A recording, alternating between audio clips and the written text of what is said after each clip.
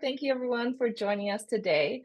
I'm very excited to invite my friend Sherry Trular of Red Apple Auctions to talk to us about all her wonderful experience with galas that she does throughout the year and everything that she teaches and observes. And there's just too much to talk about.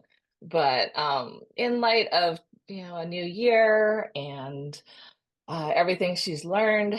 I thought that it would be great for Sherry to give us some highlights of and go in depth about what she's seen work, possibly what is starting to not work so well. And I think Sherry knows better what she's going to talk about than I do. So go ahead. You are misleading people here. What's that? This is how I would have started the conversation. Oh, I posted something last November on LinkedIn about a client that I was working with in Milwaukee that has reduced their silent auction and improved their overall, gross and net for that matter. Renee saw this and said, "Hey, I think this would be kind of an interesting conversation." And so I said, "Yeah, great." She jotted down 3 points all around silent auctions and reducing silent auctions and getting better. And so I took those 3 points that she jotted down and I kind of filled in some work around it. And so we're talking only about reducing silent auctions today and the trends around that. That's how that's how I'm not going to talk about galas and all big trends and all that, but we are going to talk about silent sorry. auctions. Does that sound I, fair? I figured we would toe into that because you can't help it sometimes. But yes, sorry, sorry. All I right. don't. We don't have enough time to go Yeah, through all of that. I'm not sure everything. Not that's everything. another conversation. Way other conversation. Okay, so I did pull some slides together. They're more pretty than they are content driven on the slide. But so the first, we did do a little test here to see how this is going to work. Um, which I am going to get back to the beginning. So you have a pretty slide to start with. Look at that. Starting out, how savvy charities are shrinking their silent auctions to win big. Thank you, Renee. All right, so we're going to kind of see what we can cover here. And I do have quite a few examples as well. And I want to thank everybody for joining in. We've got all kinds of stuff going on. And this is a popular time as well for other webinars, because I know I personally have signed up for 2 other webinars that are happening at this time. I'm going to watch the recordings later, but there was one that was on major gifts and one on golf tournaments. So I appreciate you taking the time to be live with us today. And Renee's kind of keeping an eye on the questions. So we'll see what we can do as far as questions go. As we get into this. Okay, so let's see. First one, effort versus earning. So one of the points that Renee had said is reducing the work involved in running a silent auction without sacrificing revenue. What are we doing with regards to that? I know many people are running silent auctions. And when I'm visiting with my clients, and I work across the country, last year I did 15, my company did 59 events. So just to give you an idea, in 22 states, plus the District of Columbia. So I feel like I see a lot of different types of events around here. When I'm visiting with clients, they aren't typically talking about removing the live auction. I have some clients that are only paddle raise events, but usually their complaint when it comes down to work is the silent auction. And I'm going to assume that you're the same too, and that's why you're here. And a lot of that is because there's just a lot of work that guests don't necessarily see, but you have, I don't know why that changed, that you see. That you have to procure the items, which donation match helps with that, but you have to write descriptions. You have to package them. You have to make them look pretty. You have to haul them to the venue. You have to set them back up. You have to get them into people's hands. Sometimes things don't sell. You got to take it back. You got to market them before the event. There's a lot that's involved with silent auctions that is a little bit more involved than necessarily what I see with live auctions.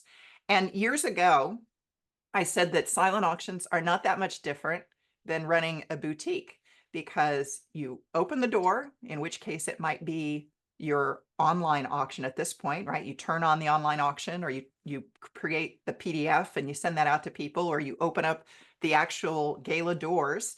People come in. We have a very short window with which to sell all this stuff. It might be 2 hours, it might be 2 weeks, depending on how you're doing it, but we're going to sell everything we've got in our store for the highest price point possible, and then we're going to close it down.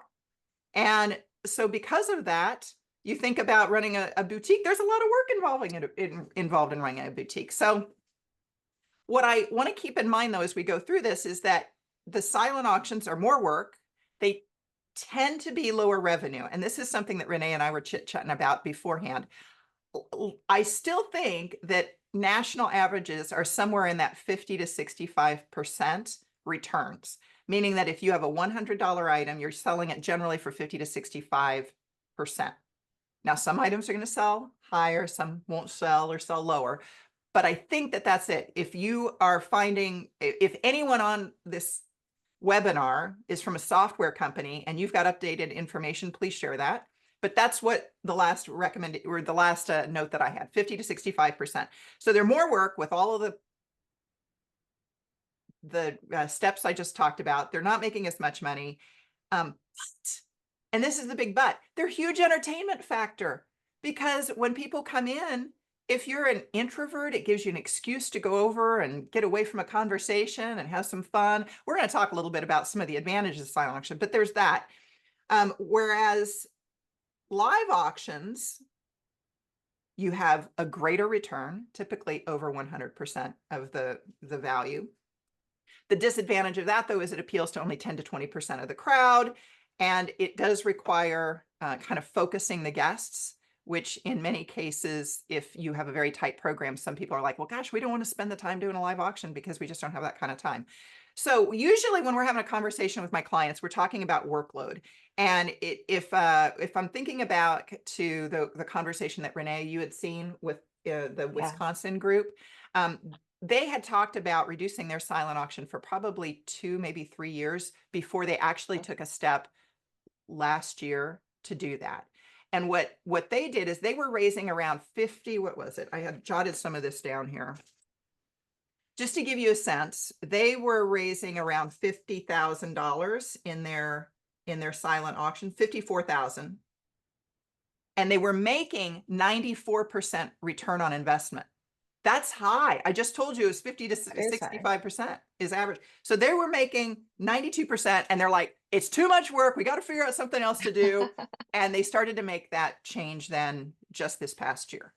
So I would say for everybody listening here is you're going to have to go through what is the first step here. If we want to start doing this, we have to think about all of the hard factors, meaning the math, which we're going to go through right now. But we also have to think about the soft factors, the entertainment factor, why we're having this silent auction to begin with, even your venue layout, do you have space, all this sort of thing. So let's go through some math.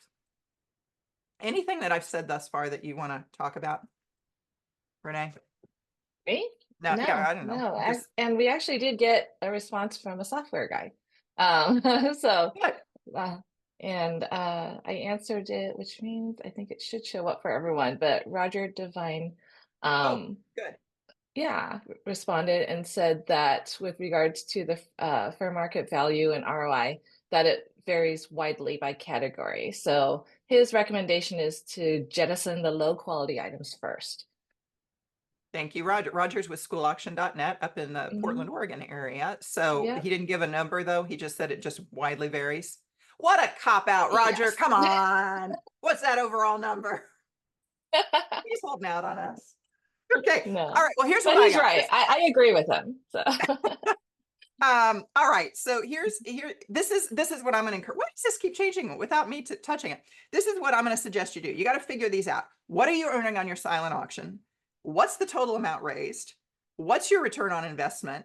And how many hours? And this is the hard one. How many hours do you think you're spending on it? So here's what I just pulled together the numbers for last year for my clients. Again, 59 clients. Not everybody does a silent auction. So about 12% of my clients don't even do a silent auction. 20% of my clients, I have no idea what their silent auction revenue is. It's very hard for me to sometimes get that information. So I don't know. We're dealing here with about 22 or 32% here. That's kind of, I don't know. But 26% of my clients are raising between $1 and 20K in their silent auction. Another 22% are raising somewhere between $21 and $40,000. And then when we get into that, 40 to 60, we see 9%. 3% here for 60. When we start getting into the really big numbers, obviously we got a little bit less percentage of people raising that. So the overall, for me, for my client base, most of my clients are in this, 0 to 40K level, $1 to 40K level. So if we're looking at, and I just started to hypothetically, if you got a gala, we'll say 300 guests, which if it's a sit-down dinner gala, chances are those people are coming with their beloved. So we've got 150 wallets that are in the room because most people aren't going to bid or pay a separate credit card against their person they brought, their one credit card. So we'll call them a buying unit. Yeah. So that's 150 wallets. Most people that you talk to are going to say, in order for you, when you look at your silent auction, you really should have no more than 75 packages there. So you have at least 2 buying units on every item. And some would say even you want more competition than that in order to drive the revenue.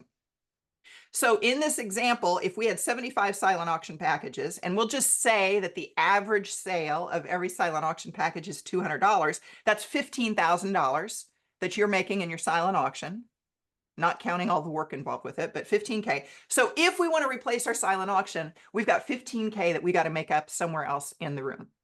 Pretty straightforward. The hard part is really finding out how much time you're spending on it. Sherry, just Yep. really quick, there are a couple of questions in here Yeah.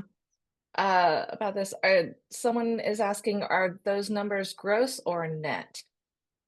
That would be gross Gross. for the Okay. 15K. Yeah, for the sample. Right. That's what I figured. Yeah. Yeah. Okay. And this is assuming most things are 100% donations too, then. Yeah. So, okay. And then also, oh, I wonder, someone's asking, I wonder if the auction revenue numbers are available as a percentage of total revenue as a way to acknowledge different charity sizes. So, No, I didn't go to that much work. No. yeah. This is what I got. Okay. You could do that, absolutely. And if I just generally think about some of my clients, like some of these, when you're talking about these big silent auctions where they're making 140, 150, do I even have, maybe I jotted something down. Let me look here. I did jot some numbers down, but I don't have it Mhm. in context of their overall, I don't think. Do I? Well, okay, I can tell you this. The client that I kind of started to talk about, where Renee and I started this conversation, they made 1.5 million this year. And traditionally, in their silent auction, I mentioned 54K. They were making 54K with a 92% return on investment. It's really hard for me to have a conversation with a client when they're making that kind of a return. And this is what I told them. I said, guys, if you were making 50, 60, 70%, I'd be like, let's jettison the whole thing. But my gosh, it's hard for me to kind of tell them to get rid of it when it's doing pretty well. And I've had clients that make over 100% of value in their silent auction. And I'm like, yeah, I just can't make that argument for you because you're doing so well with it. And they've got volunteers that are running it. So they're not even having to expend that much. It's not on the staff time. So it really is going to depend on your unique situation. But for that client, that 1.5 million is what they made. They scaled everything down this year. They only had, and we'll talk about, this is one concept you could go, because most people are not going to go from a big silent auction to zero. They went Right. down to what we'll call a super silent section, or some people call it an Mhm. almost live section. They did what kind of Roger's talking about here, or mentioned earlier, where they're looking at their top performing and saying, that's all we're going to do. We're not going to do anything except these, and it's going to be these 20 items, and that's what we're going to sell. So they did, and they raised from that 22K. They had a premier silent auction only, raised 22K. So from the prior year, 54K down to 22K, they had about 30K they needed to make up. And this is where we're going into next, shifting to Yeah. high impact activities. So what a nice segue we have here. So, Well, and how much time did they save well, by precisely. Yeah. yeah. Yeah. What else could they have done that maybe was a better use of their time? What they did, and then I'm going to just go through some other examples of what you can do and some other clients, but what they did is they already had one vacation raffle and a wine pull and a cash raffle. They have a lot of volunteers and they're very well organized. I mean, obviously, you don't get to 1.5 million, just happen chance. Yeah. They know what they're doing. Good development team. But what Yeah. they did is they added in two more activities. They added in a spirits pull because their wine pull does so well. So they added in a spirit pull, alcohol pull, and then they Mhm. added in a best of live raffle at, gosh darn it, this is just magically changing, I'm not touching it. $200 per ticket. So they Oh, made $20,000 selling 100 tickets. They made $20,000 on this new raffle.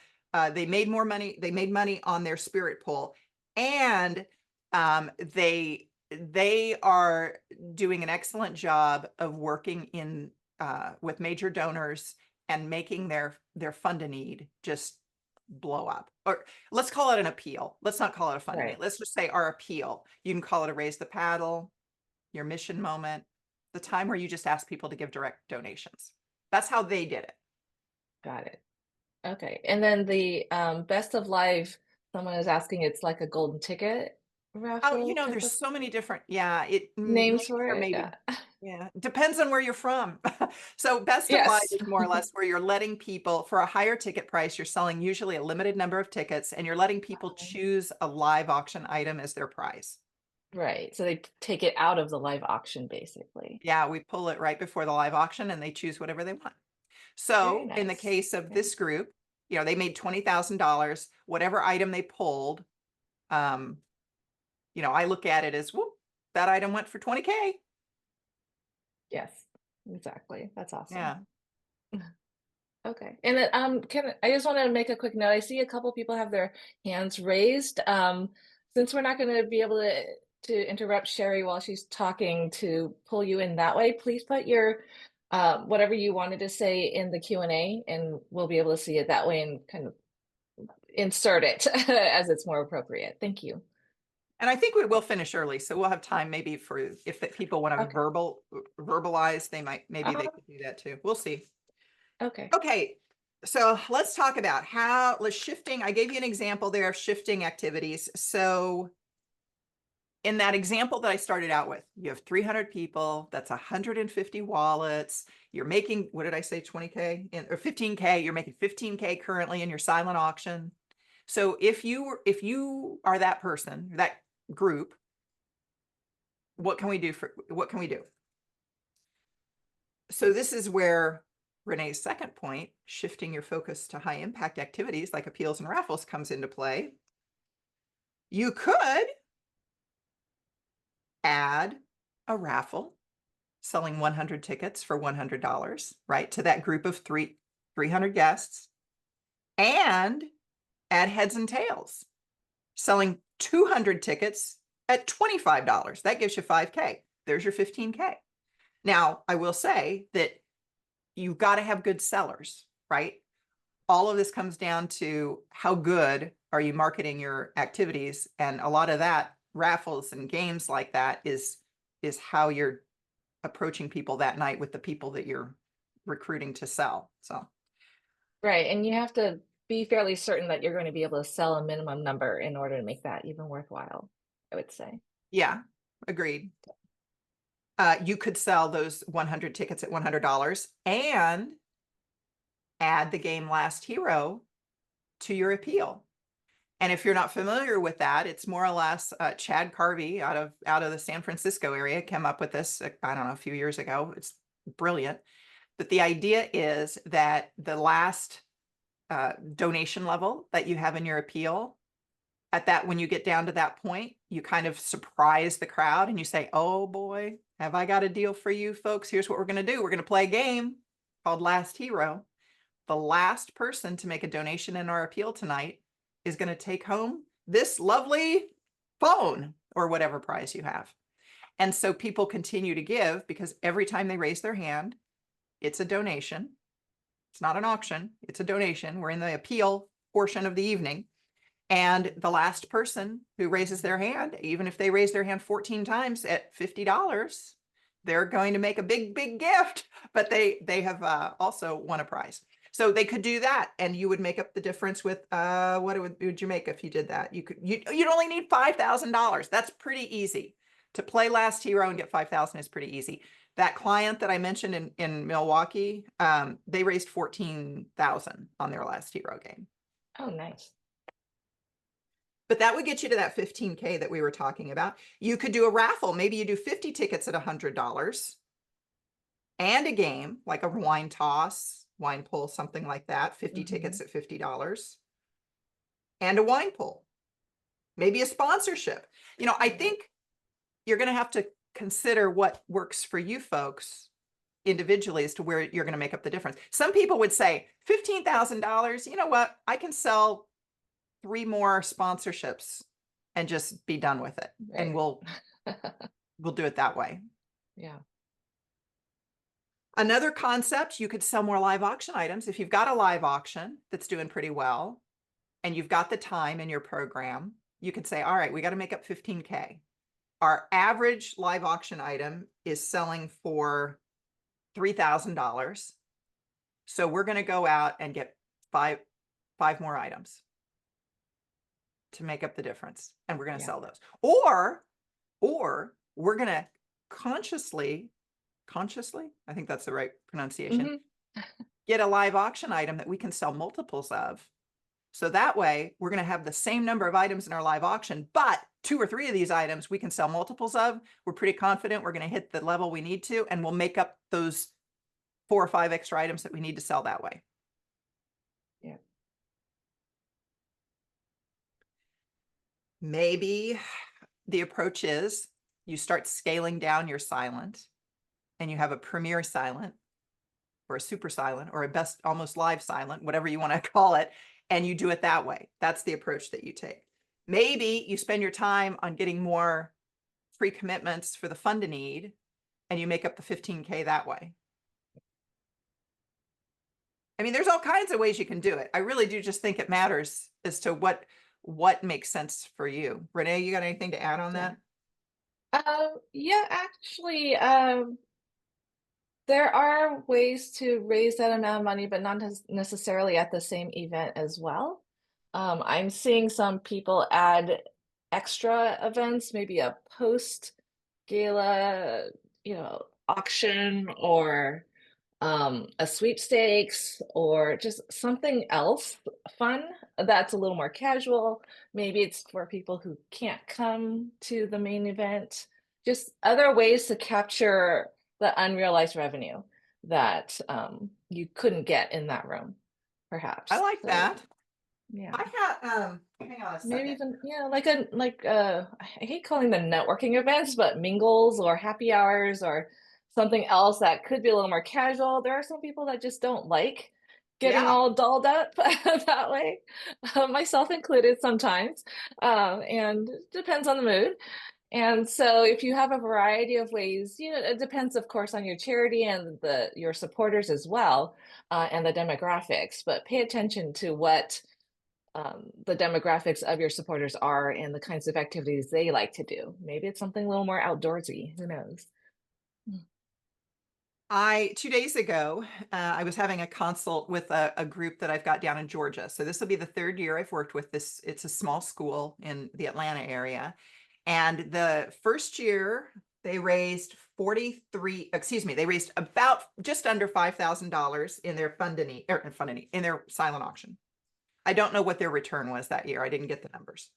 And then last year, they raised $4,300 in their silent auction, and they had a 77% return. So a little bit higher than our averages of 50 to 65, 77, not bad, pretty good. Development director during our consult, she says, we're not going to do it. It's too much work. I don't want to do it. So what they're doing is they are going to have a wine pull, and they are going to have the game Heads and Tails, priced at $40 an entry. And that's a small room. I mean, they've got about 150 people who come to the event. So as we saw from my examples here, most of a good chunk here. What is this? 48% of my clients are raising somewhere in that dollar to 40K range in the silent auction.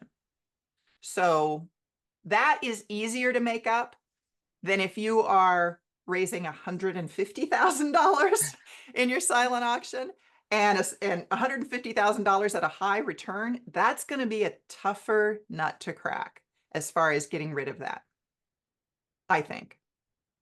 Yeah, I agree with you, perhaps scaling it down because and like you said, it's entertainment. There are some people that just absolutely love it and would be very disappointed if it disappeared altogether. Renee, I think we should talk about all the reasons people love silent auctions. Yeah. I- Okay. you just did such a nice job of setting that up.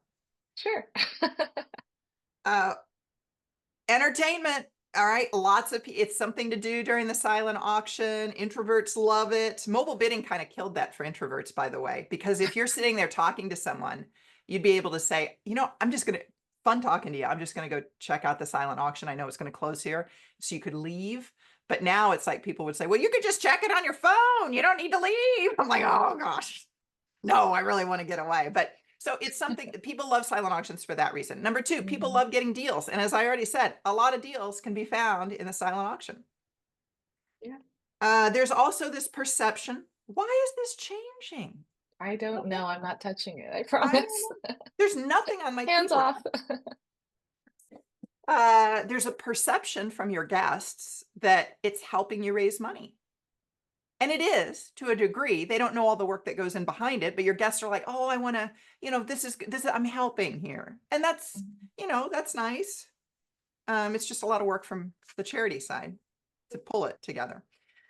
Number four, it's an easy way to involve businesses to get them into your donor role.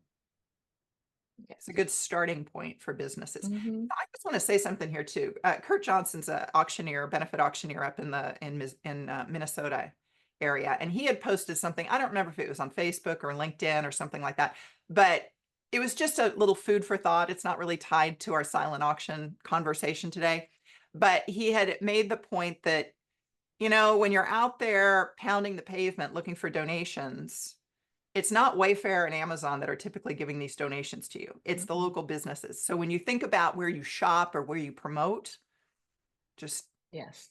a little bit to keep in mind. Yeah. Yeah, exactly. Yeah. And I mean, in terms of an easy way to involve businesses, it gives them an easy way to learn more about you, Mhm. to find out what you're doing. A lot of them actually welcome being approached, and it gives them a chance to, they might even attend your event. Who knows? Learn about new causes and groups, and it's as a former small business owner myself, it's hard to necessarily want to write a check the first time you meet somebody, I'd say. And so being able to donate something in kind is easier. Sometimes doesn't even cost anything to the business ultimately. And as they start to get to know you better, and as you start to promote them better through their engagement with you, then the check just might come. So it's like Sherry said, it's a good way to start. Yeah, I was going to say this is right up your bailiwick. Orange Theory. What did you run? Curves. Curves. That was it. Okay. Yeah, yeah, yeah. Yes. So, yeah, this I was going to say you more than most would Yeah. understand that. Hmm. It's Exactly. Yeah, we wrote plenty of checks eventually, but we had to, try out all sorts of different organizations and causes before we started doing that. I think it's Pamela Gross. She's a fundraising consultant in the Midwest somewhere, but I think it's her that every year she'll send out $25 donation checks to like 50 charities or something like that to see what kind of a response she gets. And Hmm. then, like, okay, this one is worth more support, or this one's doing a good job, or this one I didn't even get a thank you. Well, it's kind of, I guess, the same way, like if Yeah, you're listing out your charities, like, oh, okay, we'll give you an entry level donation. We'll see what you do with it. You know. exactly. Exactly. And yeah, so it really matters. Yes. Like we're talking about with businesses, it's also a good training ground for volunteers to learn to ask. because very often volunteers are more comfortable asking for a local supermarket for a donation where they spend lots of money anyway than to go in and ask for a $2,500 sponsorship. I'm having this conversation tomorrow with a new client in this area, in the DC area where I live, because she said, "Hey, this is, we're inviting our head of school, and we want to really talk about sponsorship and how we can get people to go out and ask for sponsors." And the conversation I'm going to have tomorrow is, that's not always the best place to start. That's something that might be a little bit more for your experienced volunteers who are ready to go out. Sometimes the training ground is asking for the silent auction items.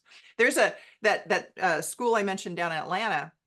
They've got a grandpa who goes around to shopping centers and hits all of the restaurants asking for gift cards. That's kind of his thing, Yeah.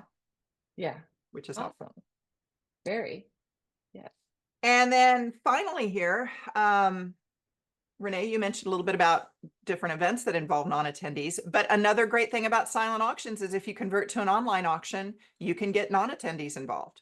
They're not attending your event, but so there's lots of good things about silent auctions that you got to have a thought as to, what are we willing to do here?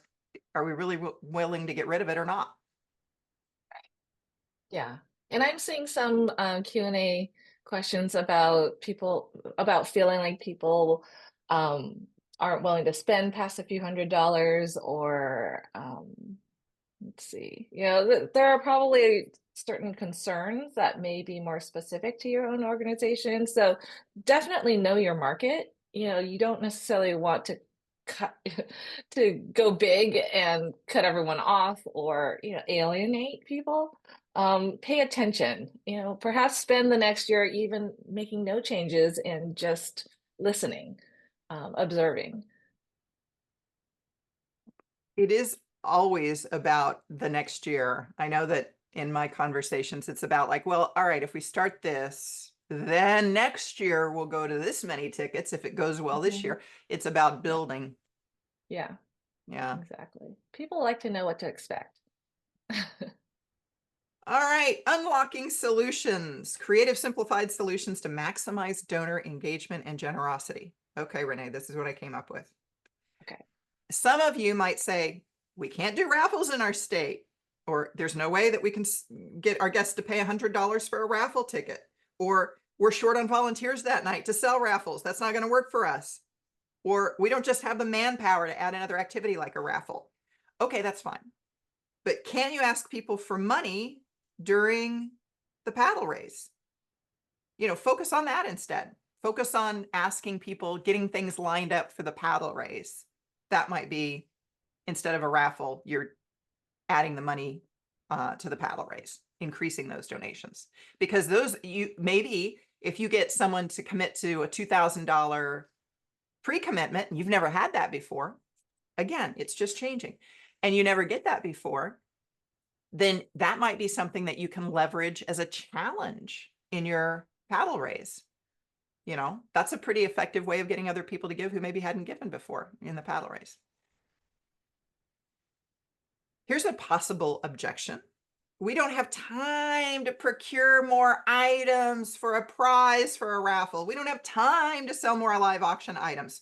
Okay, well, first off, there is a whole wide world out there called consignment that if you don't have time, you can go get something relatively cheap and then turn around and use that as another item in your live auction to raise that additional money, or put it in, the great thing about consignment is that you can sell multiples of it. So that would be a way, if you don't want to do a raffle, can't do a raffle, that would be a way to add it into your live auction. Or here's a thought. There's an activity I call impulse auction. You can only do this with a professional auctioneer. Do not get some Yahoo on your stage and try to make this work. It won't work. But what you do is you sell 2 or 3 items and they go well and people are having fun, right? They're excited. That's usually what should be happening in your event. If not, figure out a better auctioneer. So you got your 2 items that you sold. At that point, then the auctioneer can invite people to make donations right there on the spot. So you just say, you know what?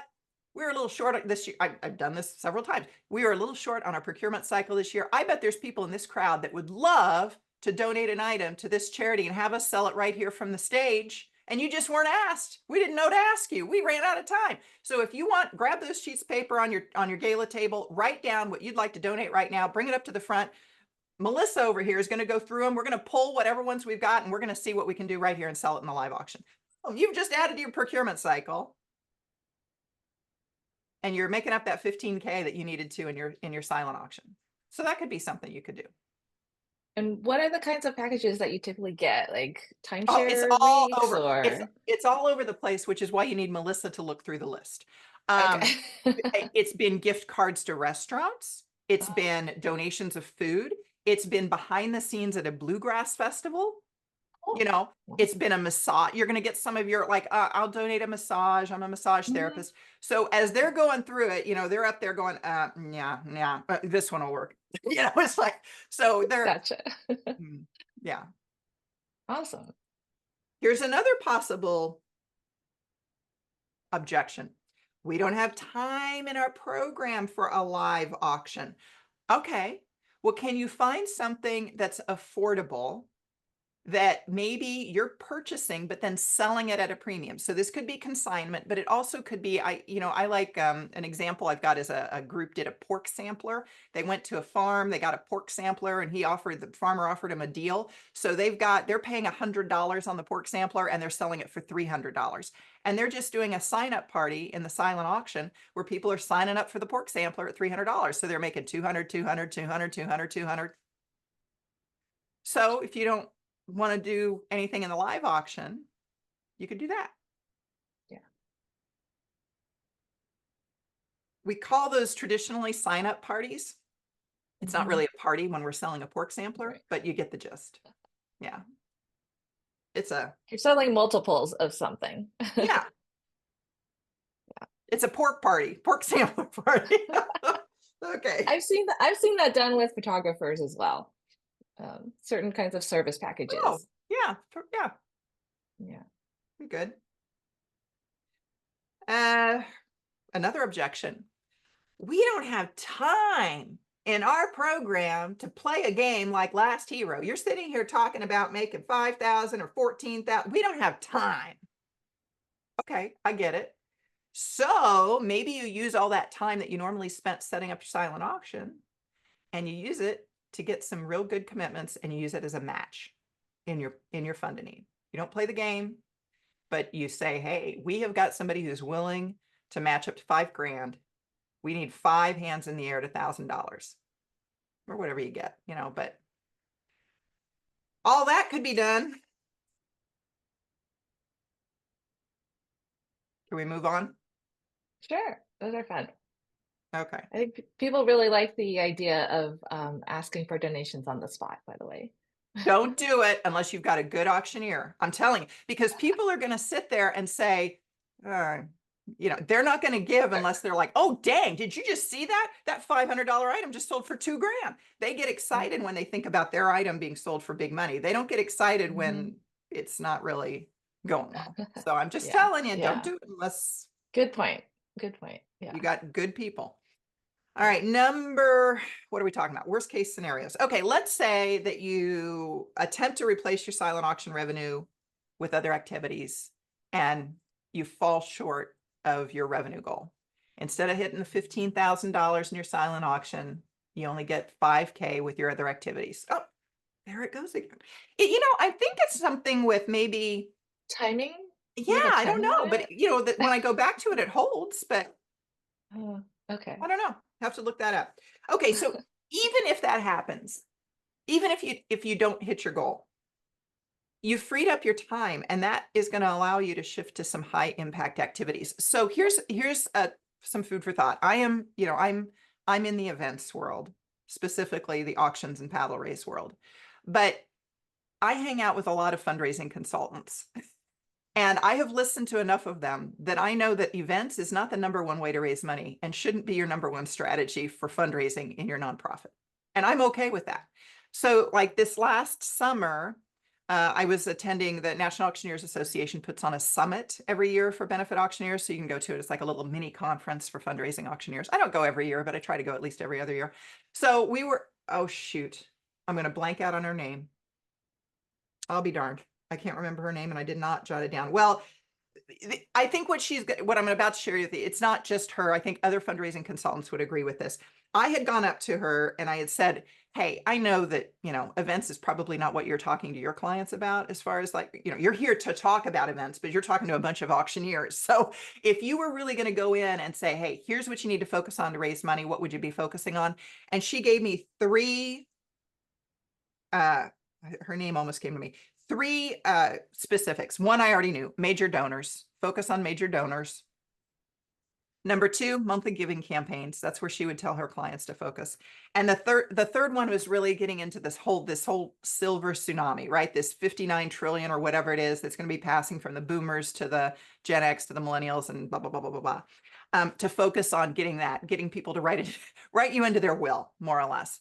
That's where the focus would be. So even if you don't get the other 10K that you needed, then that's maybe where you could focus your time. And if you're someone who says, Sherry, I'm hired at this nonprofit and my only job is to do this event, so I'm not going to start working on a monthly giving campaign. That's not my thing. Or maybe you've got volunteers who are pretty well established. I've got a school here in the area. It's a big auction. It's 600, 700,000. They do really well, maybe even 8. They've got a group of mothers that it is like a machine. They flip on the auction switch every year, and these 30 gals go out, the Mothers Club, and it's unbelievable what they pull together. So maybe you've got something like that where it's really well established and you're like, it's not a lot of skin off your back to do the silent auction. You just want to get rid of it, but what are you going to have people do? That kind of thing. You could, I've already talked about, work on a matching gift for the appeal. You could flesh out a better sponsorship program. You could, this gets into what you said, Renee. You could host pre-event gala parties leading up to the event, right? That's another activity that's tied to the auction. You could plan a VIP reception as part of your gala. You could brainstorm on strategies to attract a younger demographic to your event, your young professionals, if you will.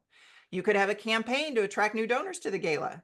You could set up a telephone or text campaign or do a real hardcore publicity campaign. There's lots of ways that you can spend that time to support your event once you're not spending all that time soliciting, packaging, writing descriptions, putting it up, moving it over to the venue, setting it up, making it look pretty, getting it into people's hands, that kind of thing. Yeah. Now, if you have volunteers that like to do that, let them do it, I would say. That's the challenge. I have a group over in Eugene, Oregon. And so they do a very nice job. It's a ladies' luncheon, very nice job with their event. You walk in there, it looks spectacular. It looks like you're walking into Marshall's. They've got everything set up. Oh, I love this, the melamine plates and the jewelry, and it really looks good. This past year, they said, we think we're going to, post-pandemic, we're trying to change some things. We think we're going to shrink this silent auction and do that. Well, they had a unique situation. They've got a volunteer force similar to the school here in DC. They've got a volunteer force that is just really good at their job. And did they shrink it this year? No. In fact, I jotted them down too. I think they maybe even had more items this year than they did in the past. What did they raise? Okay, they're in that set. They raised 18.6 last year in their silent, and they raised 17.6 this year. It's the same. 141 packages. That's a lot. 84% return, though. 84% return. So they're getting the right items and they're keeping the same volunteers engaged, which is still a good thing. Yeah. Renee, can I talk a little bit, just a couple things that I've got coming up for procurement, and then we can open it up to. Oh, of course. Yeah. Okay. All right. This is a time of year where we talk about procurement. We have little procurement parties. And so there's a couple of things that I'm going to share with you here that if that's of interest to you, I'm going to let you know about it. First is I've got an e-product. I pull it together every year. It's the top 100, really it's about 125 items this year that I sold over value in the auctions that I worked around the country last year. So I go through all the catalogs, all the results, and I say, ooh, this is what really got hands in the air. And I pull it into a book. So it's free. It's on my website, redappleauctions.com. When you go over there, I think there's one of those annoying pop-ups that'll come up on my website and you can put your information in. But it's the auction item guide and you can get good procurement help from that. I will tell you then, I'm going to be doing a class to kind of provide the background on some of these items, how they were actually procured, some of the insights. I don't even have that for sale on my website yet, but once you sign up for the guide, you'll get an email here in a few days that'll tell you about the class. It's going to be something as I do a reverse. I'm going to reverse this class, which I was talking to Renee about before we started. I'm going to record a video and then I'm going to give you a few days to watch the video. And then we're going to get together in a Zoom. And that way, then we're going to have a more lively conversation because it's too hard for me to train on the Zoom, present the content, look at the chat, keep the questions in line at the same time. So I thought I'm going to reverse this. I'm just going to flip it. And we're going to do the video release. You're going to watch that. And then we'll have a conversation, which is a lot easier for me to manage. So that's something to keep in mind. The other one I'm going to say is that if you like catalogs, I do this every year and a half or so. I collect catalogs from the floor and the tables of the gala room. And then I write in these what I think is really outstanding that people should be paying attention to. And then I pull a collection together and I sell it. So if you want the catalog carnival, that is available right now on my website and you can get that. And I'm going to start shipping those on February 1st. It's a limited supply, as you can imagine. Some of them are going to come with stains on them and little food bits because that's just the way it goes. But it's great content and you can read what the reviews are on my website. People really like it. I think it's because it's a physical product, honestly. I think that's why people like it so much. But if you're into procurement, that's it. You know, procurement parties going on right now. Are you seeing fewer programs being printed too, though? I'm seeing programs changed, but I am a big believer in programs at auctions, catalog. I mean, we're programs, catalogs, right? I mean, that term is a little bit morphed. Sometimes it used to be that people would have a program and then there's the auction catalog, two completely separate things. I don't think that, I think I've got one client who still does that.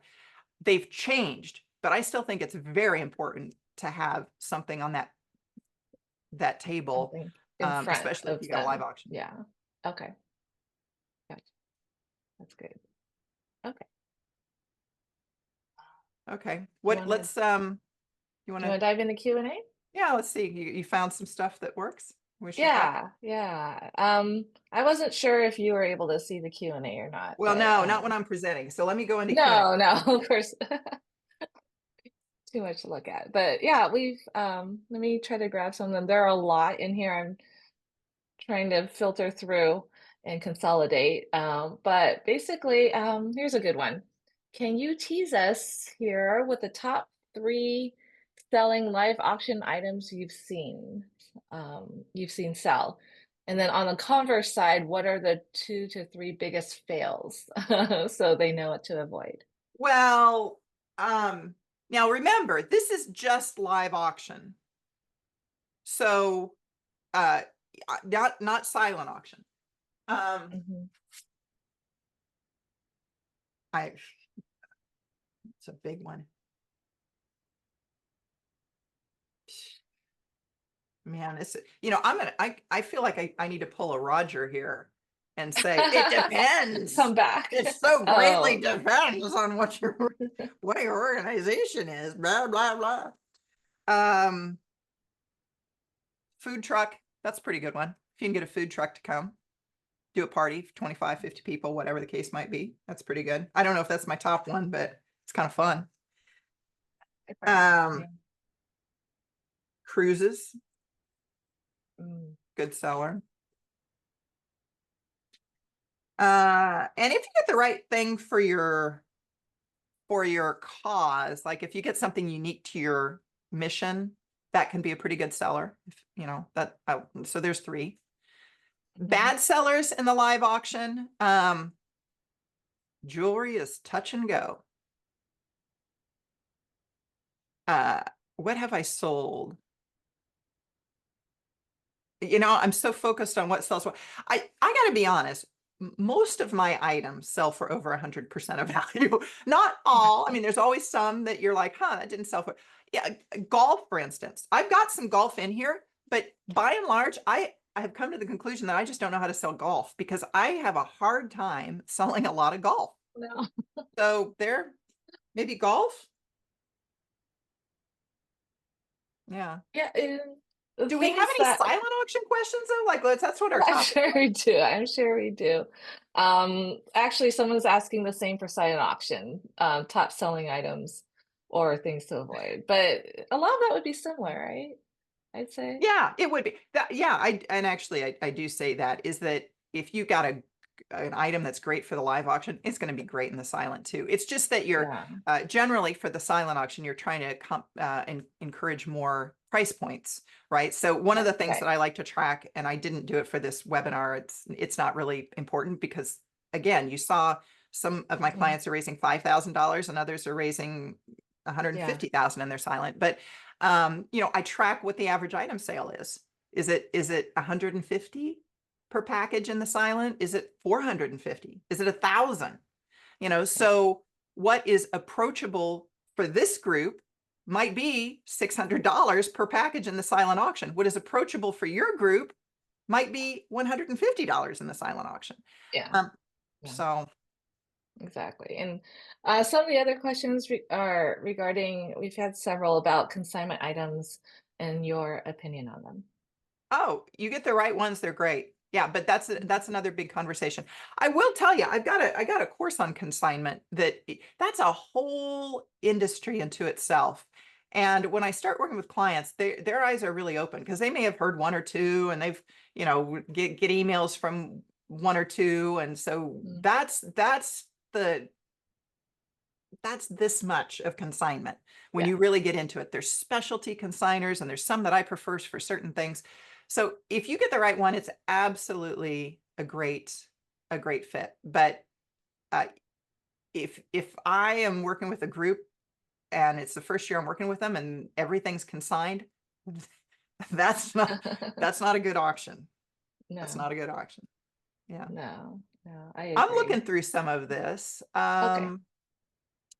Just kind of at the beginning here, I guess. Okay. Good catch Shakira, up. 75 items. So that was the example that we used. Does it differ if it's a luncheon over a gala? Well, you got a limited number of times. So from the standpoint of what the rule of thumb is, 75 items for 300 guests, I would say, again, that's the max that you really should be looking at. And I would say that it comes down more to how you're marketing it. Is this something you've put online so people can bid on it leading up to the event? So even though you may only have 90 minutes in a luncheon auction, it's actually something they've been bidding on for a week, Yeah. you know. So yeah, it can differ, but it has more to do with how you're marketing it and how you're allowing it to be open. Is it, you know, and that depends on whether you're doing mobile bidding or silent auction bid sheets or whatever. Right. Melissa Right. says, what's a spirits pull? Melissa, just do a Google search on that. You'll see examples. You'll get it right away. Tax implications of best of life. Jacqueline, I must have really impressed you for you to think that I am a tax expert and know where you live.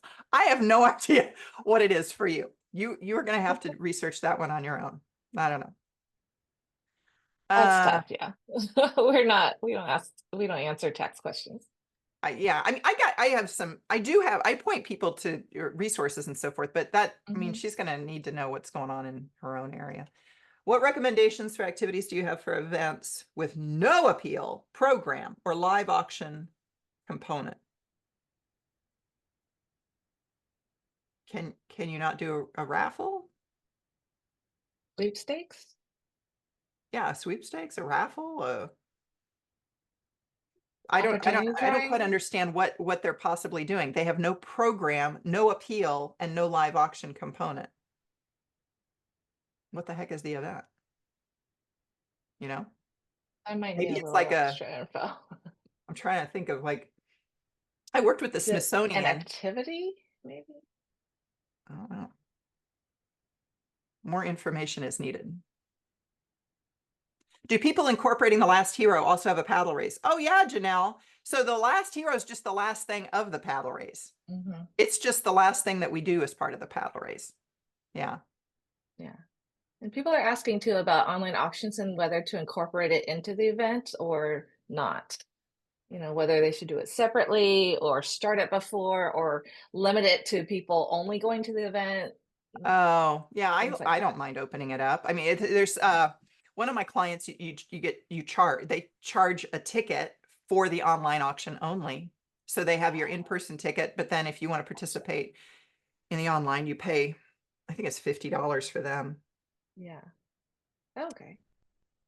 Oh, this is a deeper question here. How do you create a culture of participation at the silent auction? Jackie asks this. Jackie, I think silent auctions are about shopping. I don't think it's so much about culture. You could put something in your silent auction. One of my clients is raises money for a school in Uganda, and they will sell Ugandan crafts and Ugandan items made from the students. I guess in that sense, it's a little more mission driven, but culture of participation. Yeah, I don't see the silent auction as being that way. I see it as more of a I'm going there to get a deal and take something home. Mhm. And even the things that immediately come to mind, Jackie, are really more transactional. It's like, well, you could tell everybody who bids is entered into a drawing, and then somebody's going to win something. It's creating more of a participation culture, but you're also having to incentivize them to do that. I don't know that That's it's a worth fun it. idea. It definitely will get people to sign up, at least. And that's probably one of the bigger steps is registering for the silent auction. Once their information is in there, the bidding part is easy. Okay. Yeah. Yeah. Um, Uh, let's see. Nancy's saying we do dragon boat races. Oh, so well, you could do a raffle. It would be something that you would do over the course of days. People would be buying tickets for that, and then you draw it and send out an email that says, "Yo, we drew it on Saturday. Here's our winner." yeah. Um, Bridget says, "Can you explain more about the best of live? We never seem to get items that is appealing for the live." That's important, Bridget. It's not part of today's conversation, but the what I would say is if you download the guide, that'll at least give you an idea of where to start. And for that matter, if you want to sign up for the class, which is not yet available, but that would be, I'll send out an email to everybody because it is important to get good items. mhm. Oh, Jen. Okay, Jen, here you go. Last year, we sold one vacation 25 times. It was a choose your own adventure to 5 different locations. They sold for $3,500 each and cost us $700. That's an example of using a consignment item. So they paid, I'm almost certain Yeah, it was I could that's probably even tell you which consigner they used, you've but seen them all. $700, and then she's selling for 35. They probably sold it as the last item of the live auction and said, I bet a lot of people would like to take this trip. How about we sell them for $3,500 each? How many want them? Hold up your hand. Although $3,500 is a pretty good price for that trip. Yeah, yeah. I can see a cruise selling for that. So, How does super silent work best? Work best. You don't want to the thing on the super silent. It's a lot more about verbiage than it is about setting it up differently. So oftentimes there are items that come in and they're so nice that, gosh, they could be in the live auction, right? But we just don't have time for them, or for whatever reason. Maybe it's yet another beach vacation, and lo and behold, this is the year where we had 3 beach vacations donated when we've been begging for them for the past 4 years. And so that's when my clients were like, okay, we're going to take this item and move it into the super silent. Or again, maybe it's the almost live, or maybe it's the, what were the other, I was given some other examples of names there too. And it's kind of nice because you can go back to the donor and say, oh, this is such a great item. we're going to put it in our super silent area because it was almost live, but we had to make some tough cuts, and we're going to put this down here. We're excited. This is going to be a lead item. We're going to showcase it. It'll be highlighted in our emails. So that's generally, it's a named category, but it's not like it works any different than a regular silent auction. We're just calling it something special. Yeah. And here, I'm going to answer two really quick, easy Yeah, questions. What's a go. wine pull? That's like the spirit pull question. Basically, you're selling the bottles for a specific price. So I'm going to take that off the table now. And then heads and tails, that's a game you play. You can Google that. I'm going to go Sherry's route. Google it. Actually, you can Google auction games or gala games, I guess, fundraising games, and you can get all sorts of lists of fun things you can play. Sounds like Heads and Tails is one of Sherry's favorites, but there are a lot of others too. Yeah, I mean, yeah, there's rock, paper, scissors, and heads and tails, more or less. You're flipping a coin. You have to put your hand on your head if you think it's going to be heads, or hand on your tail if you think it's going to be tails, and you Right. drive it down to one person, and boom. Jennifer's asking about the silent auction, and should you open it to your network public or just keep it closed? Most of them I see are open in general, but I think where you need to pay attention is on some of your trips specifically. Like, I will see where people will sometimes remove the donor names so that it's not open to the public that way. Mhm. Because Renee has a nice place. She's offered it to our school family or our community, our nonprofit community. She doesn't want any Yahoo bidding on this that she doesn't know. The reason she's doing this is she Ah, kind of knows the community. So sometimes yeah, what people will do is they'll either exclude some items from the online auction, or they'll remove the donor name, or they'll say this is only open to school families or our nonprofit families, and got it. that kind of thing. So they'll limit it. Nice. Okay. We've got an Iowa attendee who is commenting about credit cards, and you can't use that for raffle. Our board suggested we move from mobile bidding back to paper bidding to increase revenue. Mora, I know this name. Mora, I know that name. And so the thinking is that going on your phones may stop people from bidding, and that guests may enjoy the old school version. Have you ever seen this before? Yes, I have. About a third of my clients stick with paper for the reasons that Really? you're mentioning, and can make arguments both ways. There are Yeah. times when mobile bidding fits better. There are times when paper bidding works better, but the short answer is yeah. Interesting. Oh, wow. Okay. Gosh, the questions keep coming in, but it's 2:02. Yes. I think it's time to I go. know. Yes. I don't know if we're going to be able to see all of these afterward, but I hope we answered a lot of the questions you've had. And I think, Sherry, thank you so much for taking over an hour with us to discuss all of Yeah. this. Definitely, if you don't already follow Sherry, you should. I have been a subscriber to her newsletters for probably 15 years now. Um, and you don't send as many as you used to No, because I you're don't. way too Well, I tell you, busy. last year I decided I'm going to do a work-life balance. I had some other things I needed to get done. So I said from here on out, at least Yeah, this last year and this year, I'm only going to send it out when I've got something to share. So I sent one earlier this week because I had these classes coming up. And so I want people to know hmm about those. And I just yeah, released that. So I want people to know about that because that's always a very popular item. But I'm not sending them out every 2 weeks. But I got loads of YouTube videos. People can go on my blog or YouTube, and they'll see. They'll get good education for free. okay, awesome. And yes, we did record this, so cross our fingers it recorded well, and we will be able to share it through some of our social media. I think we'll send a link to it. It might end up on YouTube or something like that, so where it's publicly available. Happy to share. So thank you so much for being here. Thank you for the invite, Renee. I appreciate it. Yeah. Oh, All right, yeah. All folks. right. Good luck on your auctions, and we appreciate you taking some time out here to figure out how you can develop your big fundraiser of the year.